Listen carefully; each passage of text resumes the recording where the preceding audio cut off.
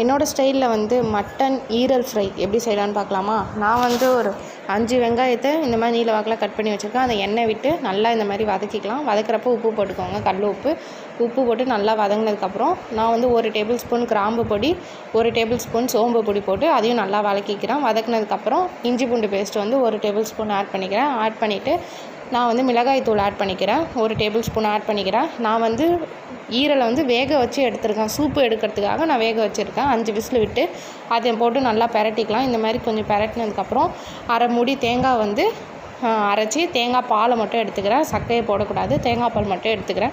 எடுத்து இந்த மாதிரி நல்லா இந்த மாதிரி ஈரெல்லாம் முழுகிற அளவுக்கு தேங்காய் பால் வந்தது. நான் 2 டம்ளர் அளவுக்கு எடுத்திருக்கேன்.